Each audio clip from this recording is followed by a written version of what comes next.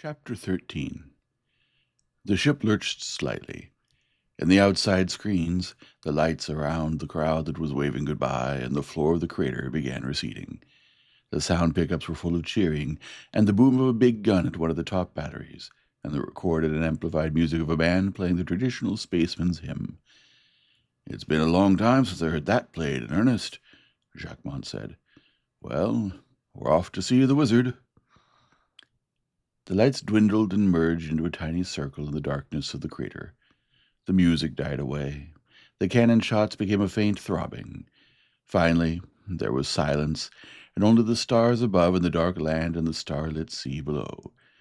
After a long while, a sunset glow, 6 hours past on Barathrum, appeared in the west, behind the now appreciable curvature of the planet. "Stand by for shift to vertical," Captain Nichols called, his voice echoing from PA outlets through the ship. "Ready for shift, Captain Nichols," Jacquemont reported from the duplicate control panel. Conn went to the after bulkhead, leaning his back against it. "Ready here, Captain," he said. Other voices took it up. Lights winked on the control panels. "Shifting over," Nichols said. "Your ship now, Captain Jacquemont." "Thank you, Mr. Nichols." The deck began to tilt, and then he was lying on his back, and his feet was against the side of the control room, which had altered its shape and dimensions. There was a jar as the drive went on in line with the new direction of the lift, and the ship began accelerating. He got to his feet, and he and Charlie Gatworth went to the astrogational computer and began checking the data and setting the course for the point in space at which Koshai would be in 160 hours. "Course set, Captain," he reported to Jacquemont after a while. A couple of lights winked on the control panel. There was nothing more to do but watch Poictesme dwindle behind and listen to the newscasts and take turns talking to friends on the planet. They approached the halfway point. The acceleration rate decreased and the gravity indicator dropped, little by little. Everybody was enjoying the new sense of lightness, romping and skylarking like newly landed tourists on Luna. It was fun, as long as they landed on their feet at each jump, and the food and liquid stayed on plates and in glasses and cups. Yves Jacquemont began posting signs in conspicuous places. "Weight is what you lift. Mass is what hurts when it hits you. Weight depends on gravity. Mass is always constant." His father came on screen from his office in Storrs End. By then, there was a 30-second time lag in communication between the ship and Poictesme. "My private detectives found out about the Andromeda," he said. "She's going to Panurge in the Gamma system. They have a couple of computer men with them, one they hired from the stock exchange and one they practically shanghaied away from the government. And some of the people who chartered the ship are members of a family that were interested in a positronic equipment plant on Panurge at the time of the war." "That's all right, then. We don't need to worry about that anymore. They're just hunting for Merlin." Some of his companions were looking at him curiously. A little later, Payet Ludvigsen, the electromagnetics engineer, said, "I thought you were looking for Merlin, Conn." "Not on Koshai. We're looking for something to build a hypership out of. If I had Merlin in my hip pocket right now, I'd trade it for one good ship like the city of Asgard, or the city of Nefertiti, and give a keg of brandy and a box of cigars to boot. If we had a ship of our own, we'd be selling lots of both, and not for Storrs End spaceport prices either." "But don't you think Merlin's important?" Charlie Gatworth, who had overheard him, asked. "Sure. If we find Merlin, we can run it for president. It would make a better one than Jake Vykoven." He let it go at that. Plenty of opportunities later to expand the theme. The gravitation gauge dropped to 0. Now they were in free fall, and it lasted twice as long as Yves Jacquemont had predicted. There were a few misadventures, none serious, and most of them comic. For example, when Jerry Rivas opened a bottle of beer, everybody was chasing the amber globules and catching them in cups, and those who were splashed were glad it hadn't been hot coffee. They made their second 180-degree turnover while weightless. Then they began decelerating and approached Koshai stern on, and the gravity gauge began climbing slowly up again, and things began staying put, and they were walking instead of floating. Koshai grew larger and larger ahead. The polar ice caps and the faint dappling of clouds and the dark wiggling lines on the otherwise uniform red-brown surface, which were mountain ranges, became visible. Finally they began to see, first with the telescopic screens, and then without magnification, the little dots and specks that were cities and industrial centers. Then they were in atmosphere, and Jacquemont made the final shift to horizontal position and turned the ship over to Nichols. For a moment, the scout boat tumbled away from the ship, and Conn was back in freefall. Then he got on the lift and drive and steadied it, and pressed the trigger button, firing a green smoke bomb. Beside him, Yves Jacquemont put on the radio and the screen pickups. He could see the ship circling far above, and the manipulator boat with its claw arm and its grapples breaking away from it. Then he looked down on the endless desert of iron oxide that stretched in all directions to the horizon, until he saw a spot, optically the size of a 5-centesol piece, that was the shipbuilding city of Port Carpenter. He turned the boat toward it, firing 4 more green smokes at 3-second intervals. The manipulator boat started to follow, and the Harriet barn, now a distant speck in the sky, began coming closer. Below, as he cut speed and altitude, he could see the pockmarks of open pit mines and the glint of sunlight on bright metal and armor-glass roofs, the blunt conical stacks of nuclear furnaces, and the twisted slag flows like the ancient lava flows of Barathrum. And he reflected, he was an influential, non-office-holding stockholder in every bit of it as soon as they could screen store send and get claims filed. A high tower rose out of the middle of Port Carpenter with a glass-domed mushroom top. That would be the telecast station. The administrative buildings were directly below it and around its base. He came in slowly over the city, above a spaceport with its empty landing pits in a double circle around a traffic control building and airship docks and warehouses beyond. More steel mills, factories, either hemispherical domes or long buildings with rounded tops, ship construction yards and docks. For the most part, these were empty, but on some of them the landing stands of spaceships, like 8- and 10-legged spiders waiting for 40 years for holes to be built on them. A few spherical skeletons of ships, a few with some of the outer skin on. It wasn't until he was passing close to them that he realized how huge they were, and stacks of material, sheet steel, deck plate, girders and contragravity lifters and construction machines, all left on jobs that were never finished, the bright rustless metal dulled by 40 years of rain and wind-blown red dust. They must have been working here to the very last, and then, when the evacuation elsewhere was completed, they had dropped whatever they were doing, piled into such ships as were completed, and lifted away. The mushroom-top tower rose from the middle of a circular building piled level on level, almost half a mile across. He circled over it, saw an airship dock, and called the Harriet barn while Jacquemont talked to Jerry Rivas, piloting the manipulator boat. Rivas came in and joined them in the air. They hovered over the dock and helped the ship down when she came in, nudging her into place. By the time Conn and Jacquemont and Rivas and Ansdaz and Roddle and Yautsku and Karanja were out on the deck in oxygen helmets, the ship's airlock was opening, and Nichols and Vibart and the others were coming out, towing a couple of small lifters loaded with equipment. The airlock door into the building, at the end of the dock, was closed. When somebody pulled the handle, it refused to open. That meant it was powered from the central power plant, wherever that was. There was a plug socket beside it with the required voltage marked over it. They used an extension line from a power unit on one of the lifters to get it open, and did the same with the inner door. When it was opened, they passed into a dim room that stretched away ahead of them and on either side. It looked like a freight shipping room. There were a few piles of boxes and cases here and there, and a litter of packing material everywhere, a long counter desk and a bank of robo-clerks behind it. According to the air analyzer, the oxygen content inside was safely high.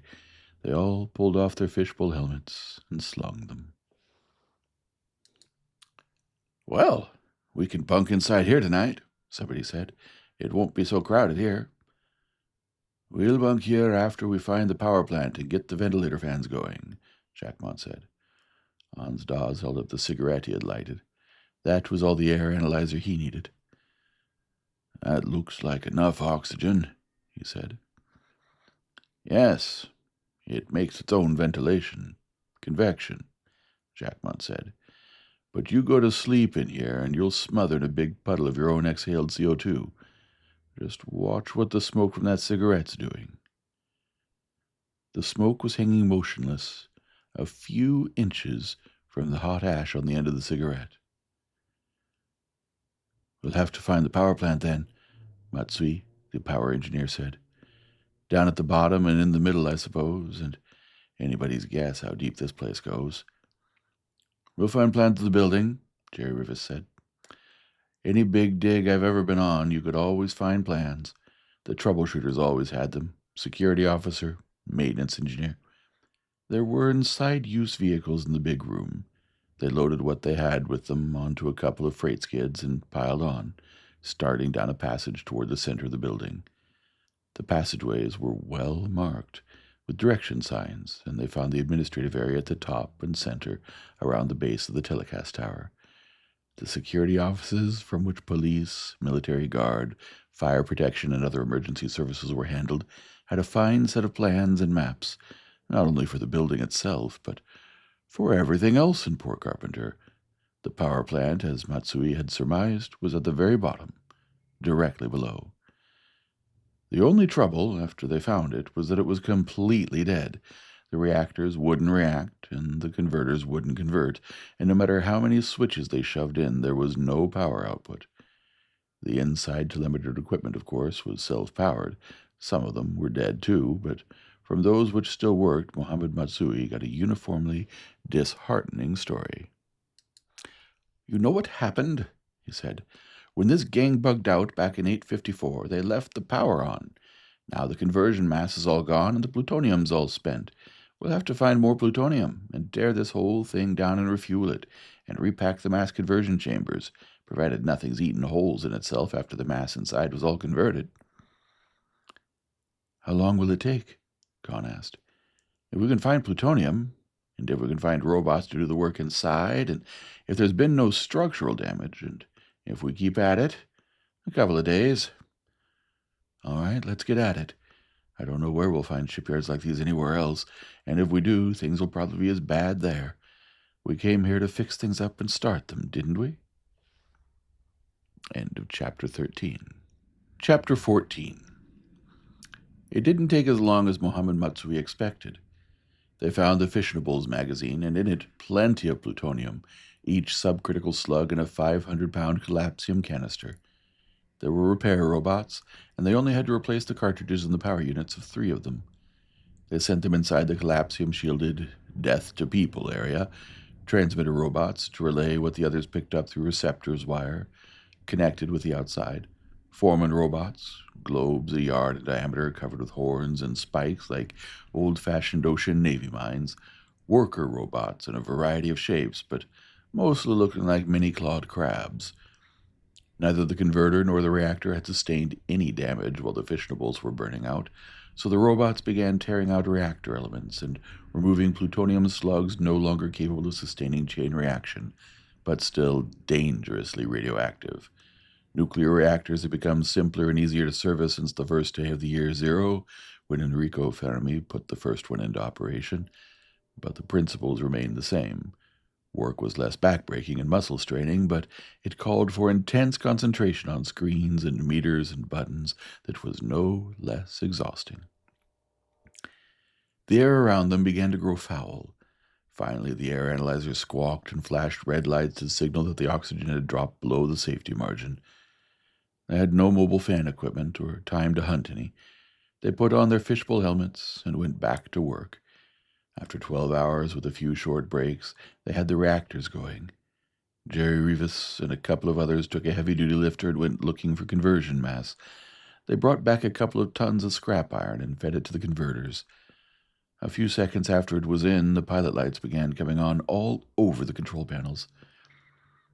They took 2 more hours to get the oxygen separator and the ventilator fans going, and for good measure they started the water pumps and the heating system. Then they all went outside to the ship to sleep. The sun was just coming up. It was sunset when they rose and returned to the building. The airlocks opened at a touch on the operating handles. Inside, the air was fresh and sweet. The temperature was a pleasantly uniform 75 degrees, and the fans were humming softly, and there was running hot and cold water everywhere.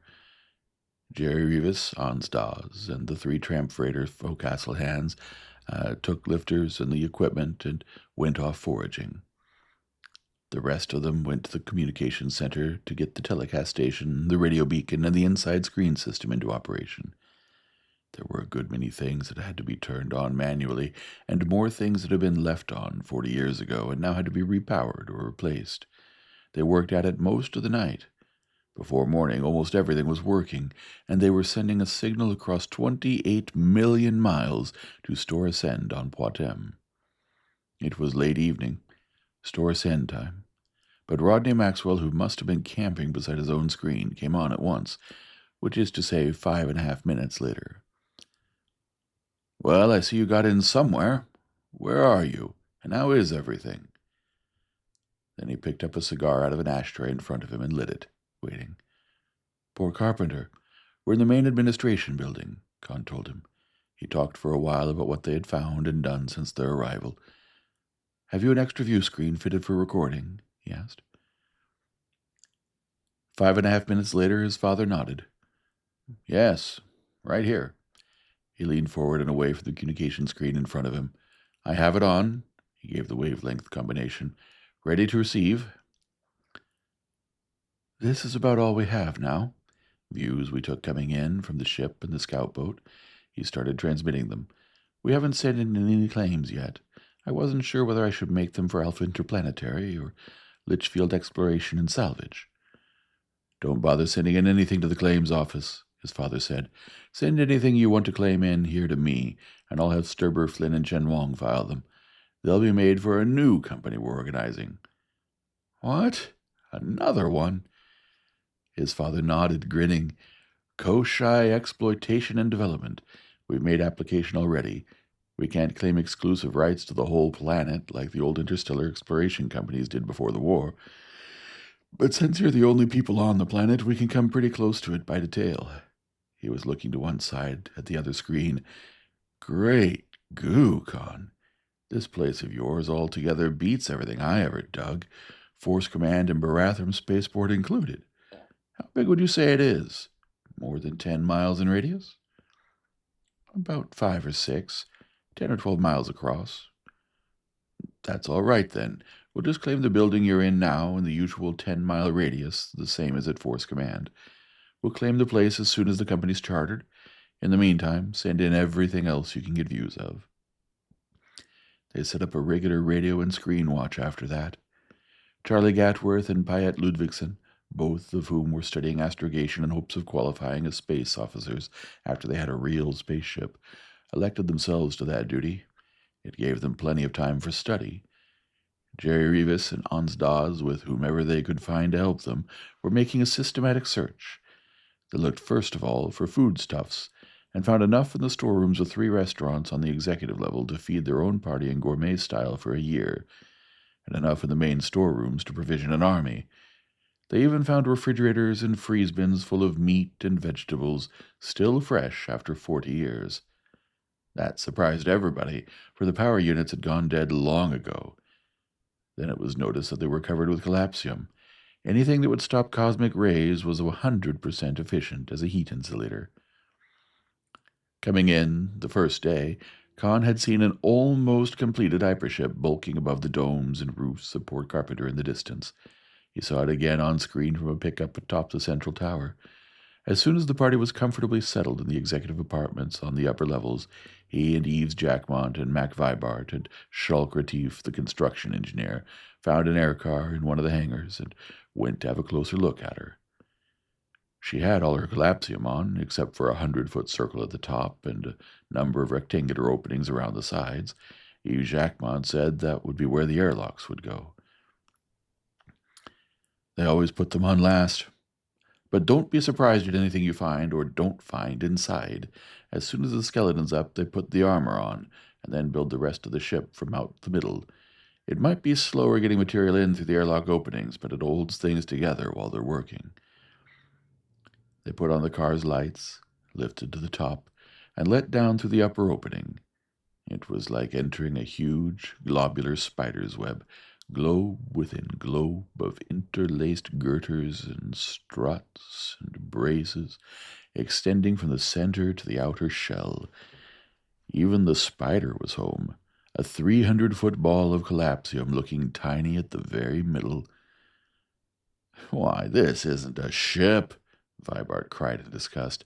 "This is just the outside of a ship. They haven't done a thing inside." "Oh, yes, they have," Jacquemont contradicted, aiming a spotlight toward the shimmering ball in the middle. "They have all the engines in.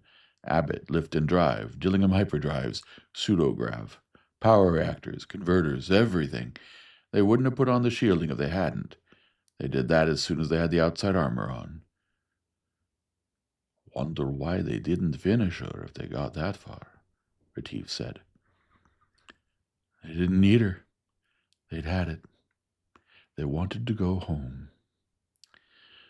"Well, we're not going to finish her, not with any 15 men," Retief said. "One man has only 2 hands, 2 feet, and 1 brain.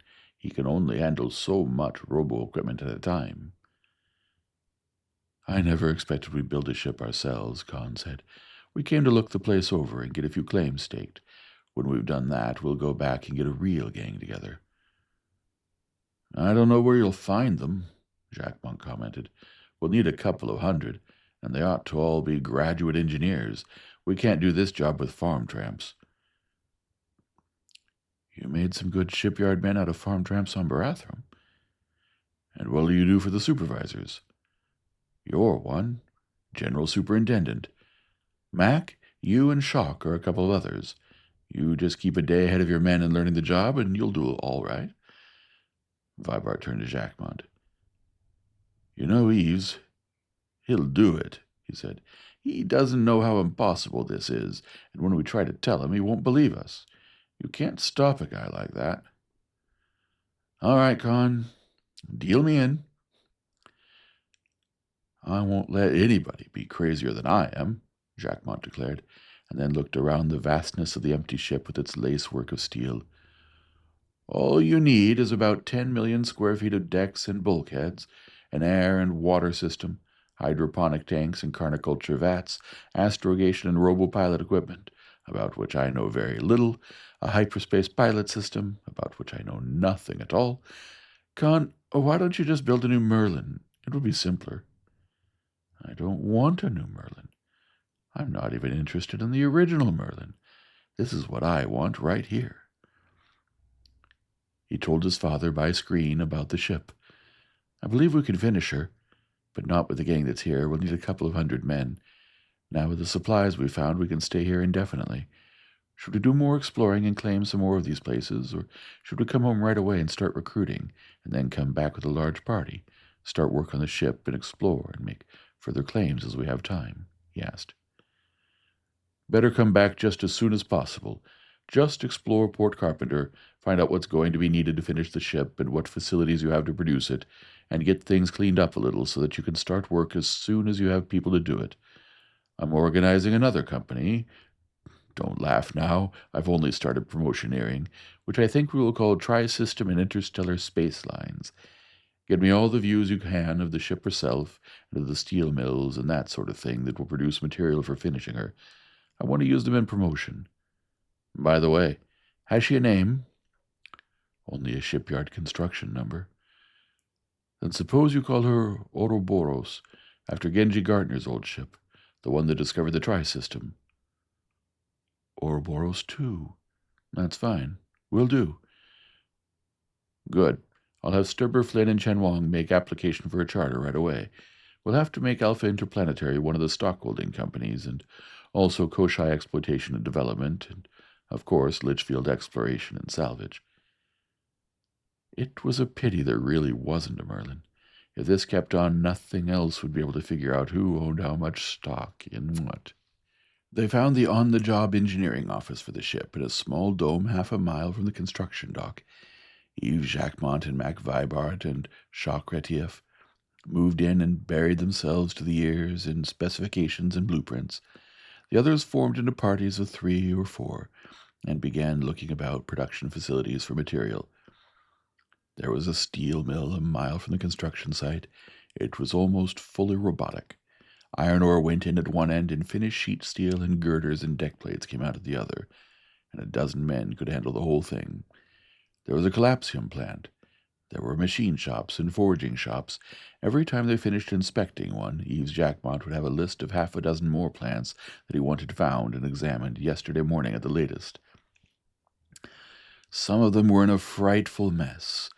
Work had been suspended and everyone had gone away, leaving everything as it was.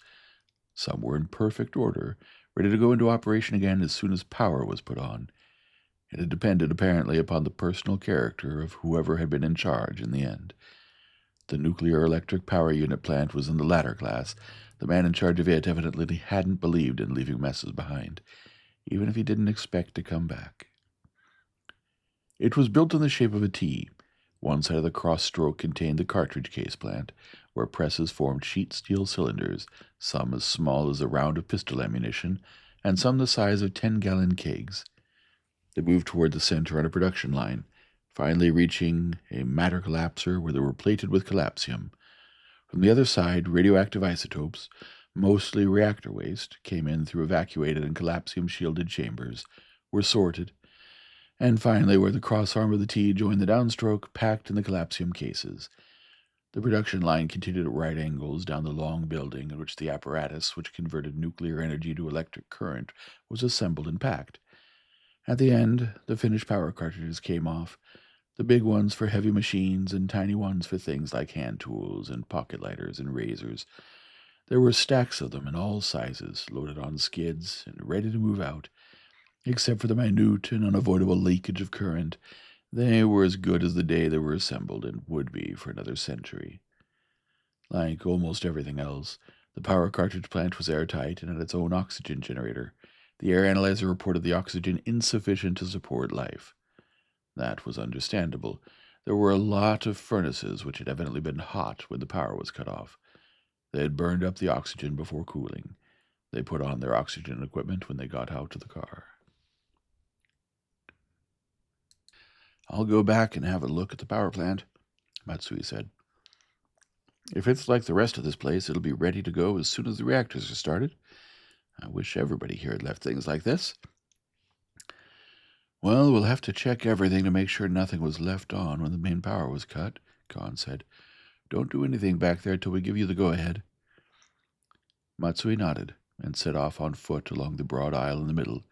Conn looked around in the dim light that filtered through the dusty glass overhead. On either side of the central aisle were 2 production lines. Between each pair, at intervals, stood massive machines which evidently fabricated parts for the power cartridges. Over them, and over the machines directly involved in production, were receptor aerials, all oriented toward a stubby tower, 20 feet thick and 50 in height, topped by a hemispherical dome. "That'll be the control tower for all the machinery in here," he decided. "Hans, suppose you and I go take a look at it." "We'll take a look at the machines," Rivas said. "Clyde, you and I can work on the back on the right, and then come on down the other side. You know anything about this stuff?" "Me? Niflheim, no," Nichols said. "I know a robo-control when I see one, and I know whether it's to receive or not." There was a self-powered lift inside the control tower. Conn and Hans rode it to the top and got out, Hans snapping on his flashlight. It was dark in the dome at the top. Instead of windows, there were view screens all around it. 5 men had worked here, at least.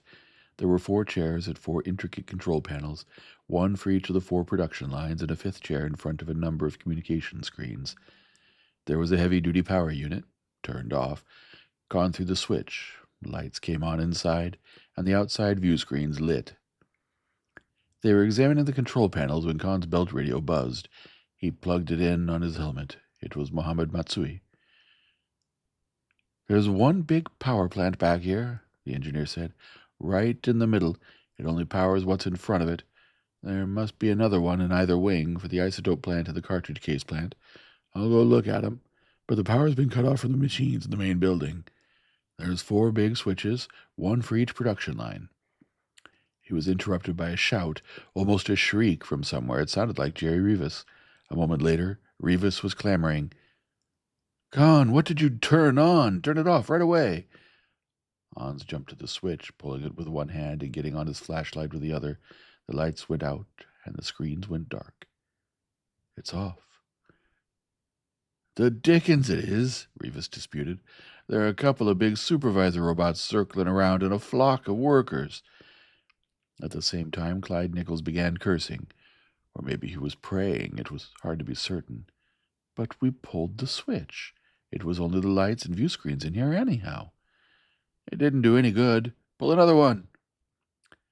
Matsui, at the back of the power plant, was wanting to know what was wrong. Captain Nichols stopped cursing or praying and said, "Mutiny, that's what. The robots have turned on us." He knew what had happened, or was almost sure he did. A radio impulse had gone out, somehow, from the control tower, something they hadn't checked that had been left on. There was just enough current leakage from the units and the robots to keep the receptors active for 40 years. The supervisor robots had gone active, and they had activated the rest. Once on, cutting the current from the control tower wouldn't turn them off again.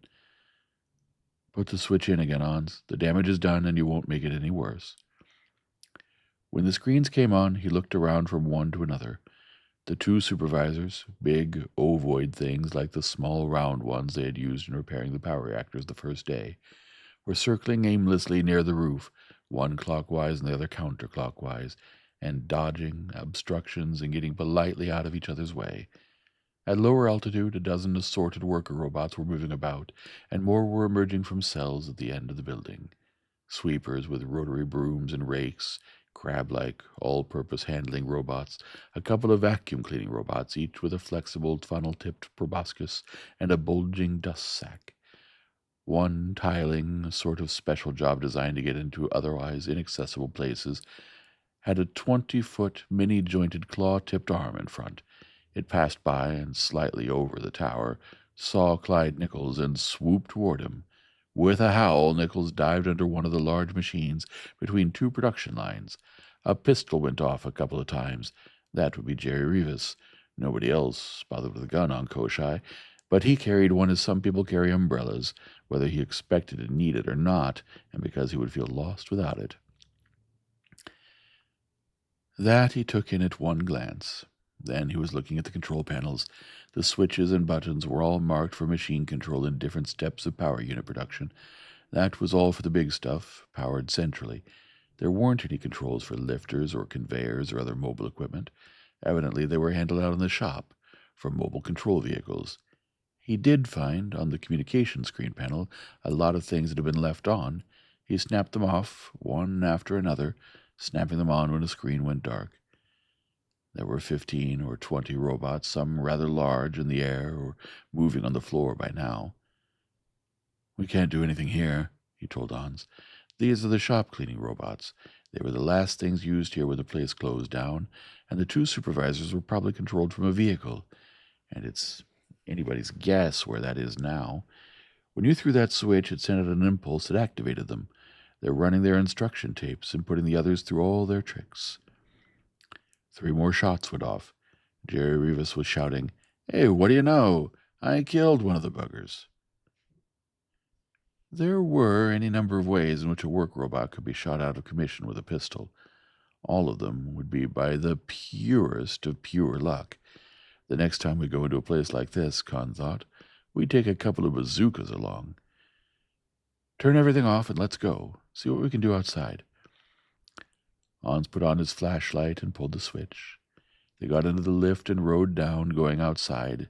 As soon as they emerged, they saw a rectangular object, 15 feet long, settle over their air car, let down a half-dozen clawed arms, and pick it up, flying away with it. It had taped instructions to remove anything that didn't belong in the aisleway.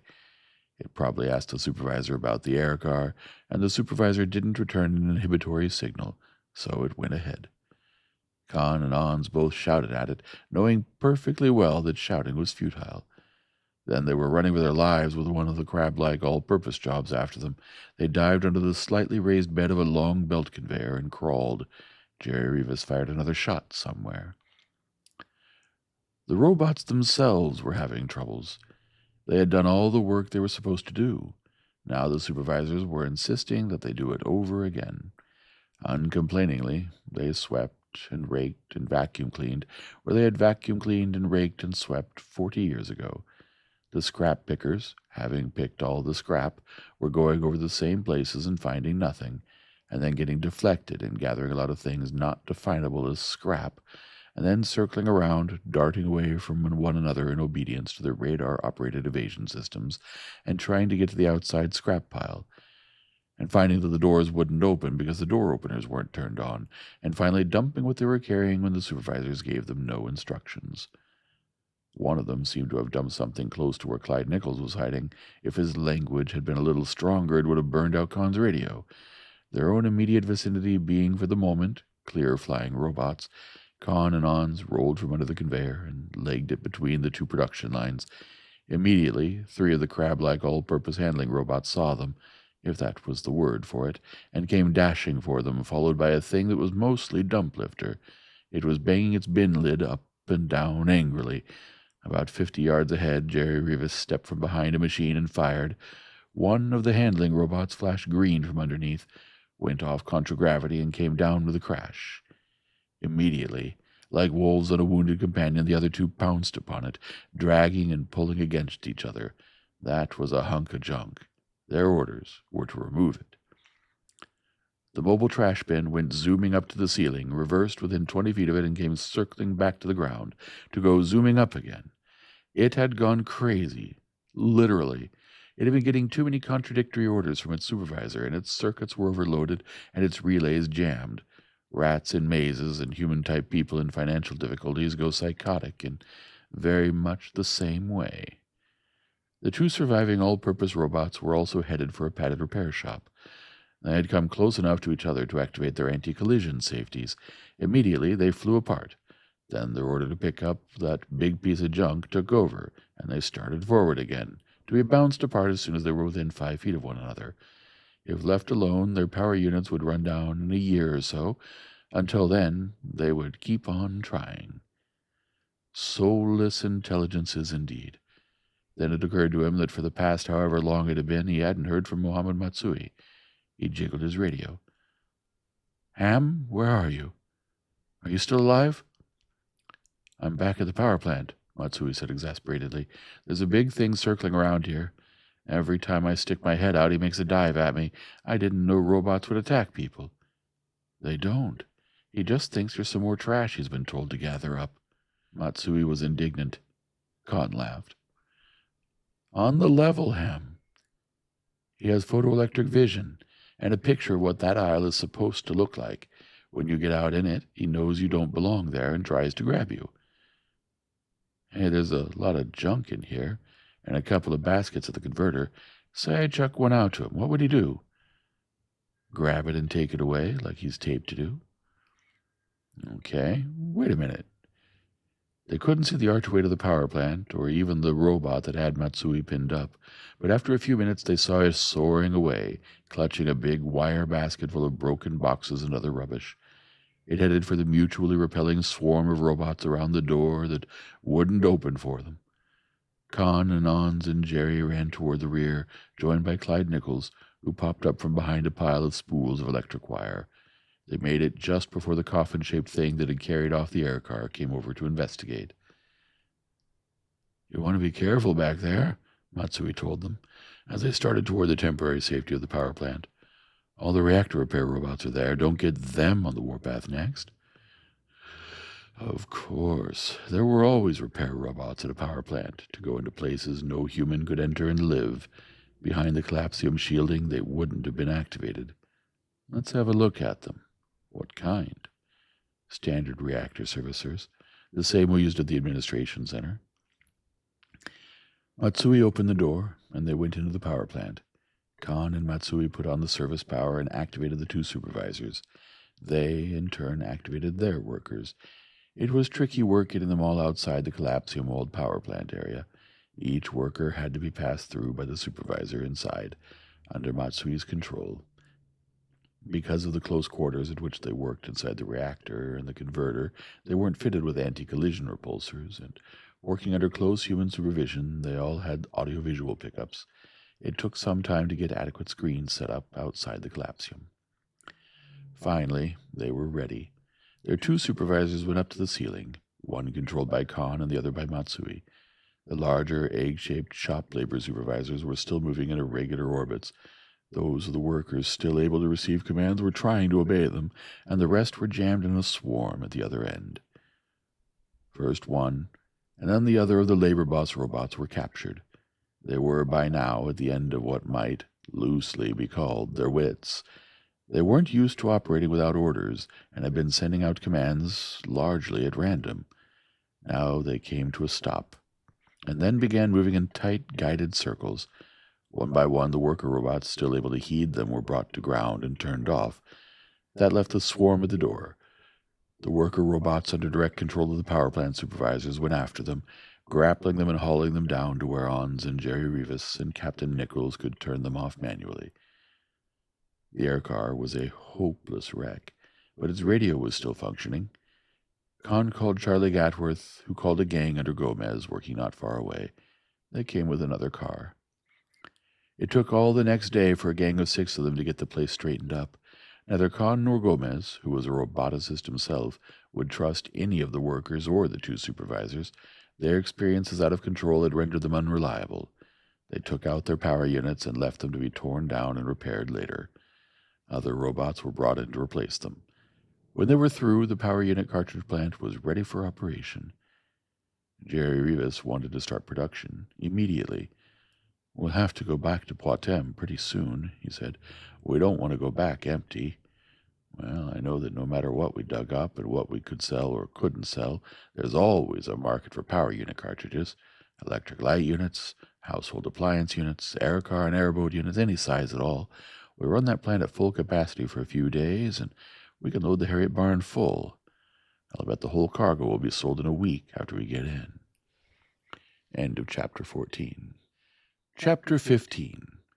The Harriet barn settled comfortably at the dock, the bunting-swathed tugs lifting away from her.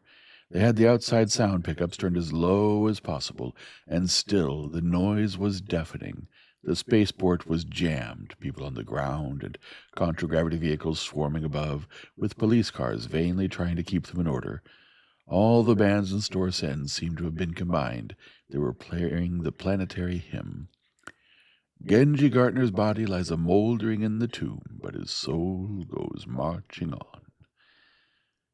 When they opened the airlock, there was a hastily improvised ceremonial barge, actually a farm scow completely draped in red and white, the planetary colors.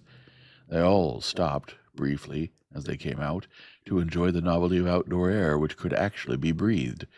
Conn saw his father in the scow, and beside him Sylvie Jacquemont trying, almost successfully, to keep from jumping up and down in excitement.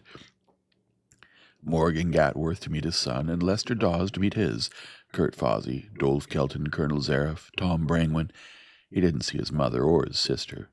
Flora he had hardly counted on, but he was disappointed that his mother wasn't there to meet him. Sylvie was embracing her father as he shook hands with his. Then she threw her arms around his neck. "Oh, Conn, I'm so happy. I was watching everything I could on screen, everything you saw and all the places you were and everything you were doing." The ceremonial barge, gave a slight lurch, throwing them together. Over her shoulder he saw his father and Yves Jacquemont exchanging grins. Then they had to break it up while he shook hands with Fozzie and Judge Ledoux and the others, and by the time that was over, the barge was letting down in front of the stand at the end of the dock, and the band was still deafening heaven with Genji Gartner's body, and they all started up the stairs to be greeted by Planetary President Vykoven. He looked like an elderly bear who had been too well fed for too long in a zoo, and by Minister General Murchison, who represented the Terran Federation on Poictesme. He was thin and balding, and he looked as though he had just mistaken the vinegar cruet for the wine decanter. Genji Gardner's soul stopped marching on, but the speeches started, and that was worse. And after the speeches, there was the parade, everybody riding in transparent-bodied air cars, and the Lester Dawes and the two ships of the new planetary air navy, and a swarm of gunboats in column 500 feet above, all firing salutes. In spite of what wasn't, but might just as well have been, a concerted conspiracy to keep them apart, he managed to get a few words privately with Sylvie. "My mother, she didn't get here? Is anything wrong? Is anything else? I've been in the middle of it ever since you went away. Your mother's still moaning about all these companies your father's promoting. You never used to do anything like that, and it's all too big, and it's going to end in a big smash." And then she gets on to Merlin. You know, she won't say Merlin. She always calls it that thing. I've noticed that. Then she begins talking about all the horrible things that'll happen when it's found, and that sets Flora off. Flora says Merlin's a big fake, and you and your father are using it to rob thousands of widows and orphans of their life savings, and that sets your mother off again. Self-sustaining cyclic reaction, like the Beth Solar Phoenix. And every time I try to pour a little oil on the troubled waters, I find I've gotten it on the fire instead. And then Flora had this fight with Wade Lucas, and of course she blames you for that. Good heavens, why? Well, she couldn't blame it on herself, could she? Oh, you mean why the fight? Lucas is in business with your father now, and she can't convince him that you and your father are a pair of quadruple-dyed villains, I suppose. Anyhow, the engagement is... Conn, is my father going back to Koshai? As soon as we can round up some people to help us on the ship. Then I'm going along. I've had it, Conn. I'm a combat fatigue case. But, Sylvie, that isn't any place for a girl. Oh, pooh, this is Sylvie. We're old war buddies.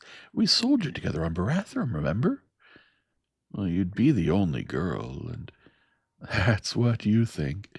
If you expect to get any kind of a gang together, at least a third of them will be girls. A lot of technicians are girls, and when work gets slack, they're always the first ones to get shoved out of jobs. I'll bet there are 1,000 girl technicians out of work here, any line of work you want to name. I know what I'll do. I'll make a telecast appearance. I still have some news value from the Rathdrum business. Want to bet that I won't be the working girl's Joan of Arc by this time next week? That cheered him. A girl can punch any kind of a button a man can, and a lot of them knew what buttons to punch, and why. Say she could find 50 girls. He had a slightly better chance to talk to his father before the banquet at the Executive Palace that evening. They shared the same suite of the Ritz-Gardner, and even welcoming committees seldom chased their victims from bedroom to bath. Yes, I know all about it, Rodney Maxwell said bitterly.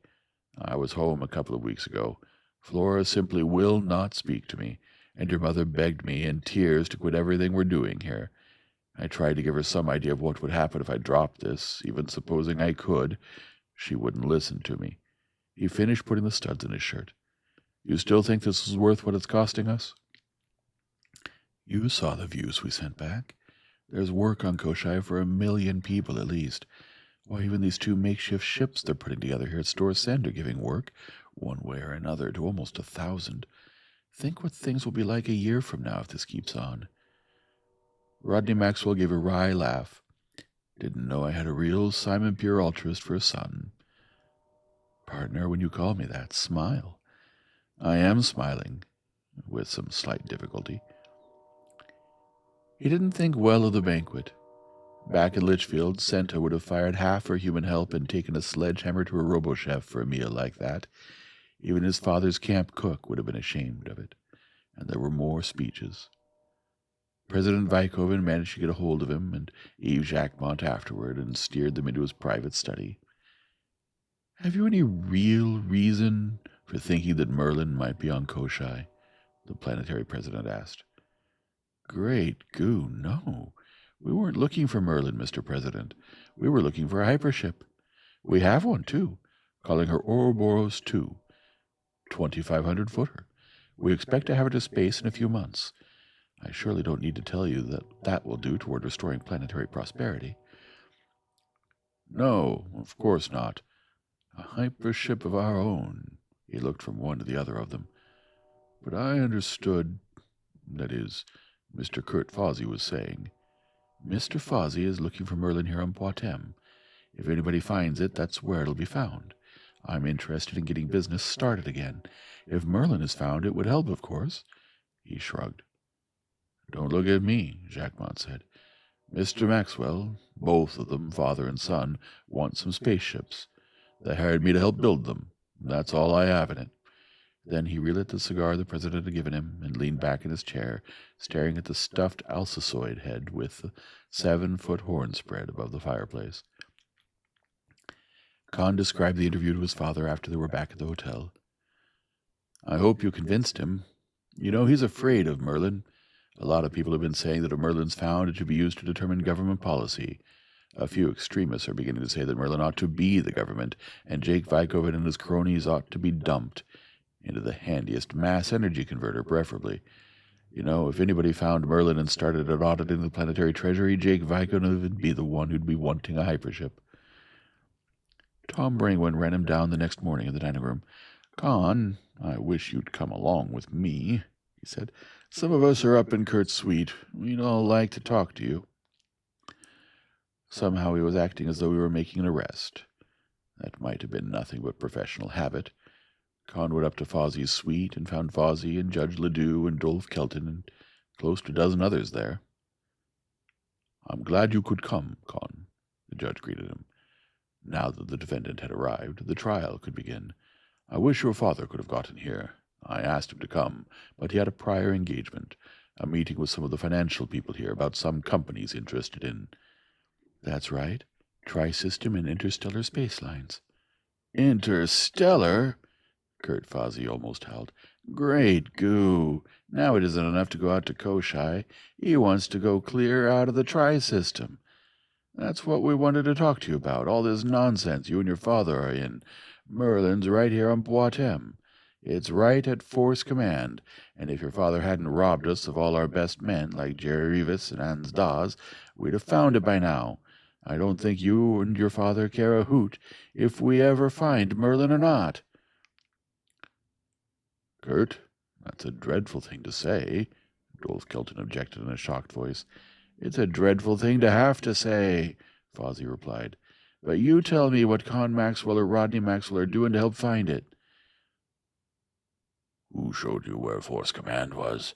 Clem Zaref asked. Nobody could think of any good quick comeback to that. Conn took advantage of the pause to ask, Why do you want to find Merlin? Why do we... Fuzzy spluttered indignantly. If you don't know... I know why I do. I want to see if you do. Do you? Merlin would answer so many questions, Dolph Kelton told him gently. Questions I can't answer for myself. With Merlin, we could set up a legal code and a system of jurisprudence that would give everybody absolute justice, Judge Ledoux said, as if absolute justice wasn't the last thing anybody in his right senses would want. A robot judge would have half the whole planet in jail inside a month. We have a man who joined us after you went off to Koshai, Conn, Franz Veltrin said. Mr. Karl Liebert. He's some kind of a clergyman from over Morven way. He says that Merlin could formulate an entirely new religion which would regenerate humanity. Well, I don't have any such lofty ideas, Fawsey said.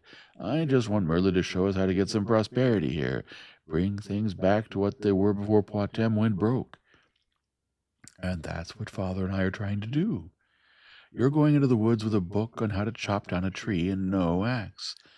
Fawsey looked at him in surprise, started to say something, and thought better of it.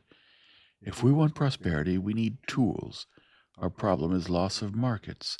If we find Merlin and tape it with everything that's happened in the 40 years since it was shut down, Merlin will tell us where to find new markets. But the markets won't come to us. We'll have to do our own exporting, and we'll need ships. Now, you men have been studying about Merlin and hunting for Merlin all your lives. I can't add anything to what you know, and neither can my father. You find Merlin, and we'll have the ships ready when you do find it. Kurt, I think he has a point, somebody said. You're blasted well right he has, Clemzaref put in. If it wasn't for Conn Maxwell, you know where we'd be, back in Litchfield, sitting around in Kurt's office, talking about how wonderful things will be when we find Merlin, and doing nothing to find it. Kurt, I believe Conn is entitled to an apology, Judge Ledoux ruled. How close we are to finding Merlin I don't know, but it is due to him that we have any hope of finding it at all. Conn, I'm sorry, Fozzie said. I oughtn't to have said some of the things I did, but we're all on edge. We've been having so much trouble. Conn is right there at Force Command. I know it is. We've been all over the place. We have shafts sunk at each of the corners. We've used scanners and put off echo shots. Nothing. We looked for additional passages out of the headquarters. There aren't any. But it has to be somewhere around. It just has to be. Maybe if I go out to Force Command with you, I might see something you've overlooked. And if I can't, I'll try to scrape up some stuff on Koshai for you.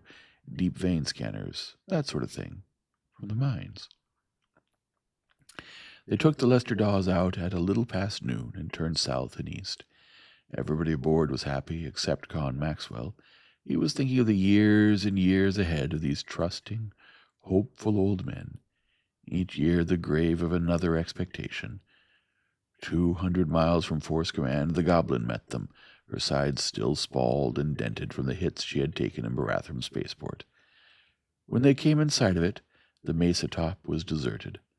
Fozzie began wondering where in Niflheim all the drilling rigs and the seismo trucks were. Somebody with a pair of binoculars called attention to activity on the side of the high butte on top of which the relay station was located. Fozzie began swearing exasperatedly. Might be something Mr. Leibart thought of, Franz Veltrin suggested. And why in blazes didn't he screen us about it? Who is this Liebert? Conn asked. Somebody mentioned him this morning, I think. He joined us after you left, Conn, Dolph Kelton said. He's a clergyman from Morven, no regular denomination. He has a sect of his own. Ah, he would, Clemzaref rumbled. Pious fraud. He's really a good man, Conn. Clem's prejudiced. He says we ought to use Merlin to show us the true nature of God and how to live in accordance with the divine will. He says Merlin can teach us a new religion. A new religion based on Merlin. That would be good. And then the fanatics who thought Merlin was the devil would start a holy war to wipe out the servants of Satan, and with all the combat equipment that was lying around on this planet, for the first time since this business started, he began to feel really frightened. An air car came bulleting away from the butte and landed on the mesa as the Lester Dawes set down. The man who met them at the head of the vertical shaft wore Federation fatigues, baggy trousers, ankle boots, and long smock dyed black. He was bareheaded, and his white hair was almost shoulder-long. He had a white beard. "Welcome, brothers," he greeted, a hand raised in benediction. "And who is this with you?"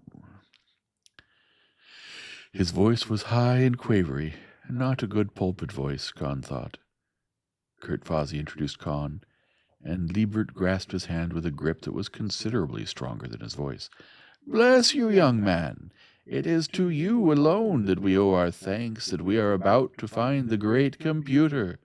Every sapient being in the galaxy will honor your name for 1,000 years. Well, I hadn't counted on quite that much, Mr. Liebert. If it'll only help a few of these people to make a decent living, I'll be satisfied. Liebert shook his head sadly. You think entirely in material terms, young man, he reproved. Forget these things. Acquire the higher spiritual values. The great computer must not be degraded to such uses. We should let it show us how to lift ourselves to a high spiritual plane. It went on like that. After they went down to Fox Travis, now Fozzie's office, where there were silver stoppered decanters instead of the old green glass pitcher, and gold-plated ashtrays and thick carpets on the floor. The man was a lunatic. He made Fozzie's office gang look frigidly sane. Furthermore, he was an ignoramus. He had no idea what a computer could or couldn't do.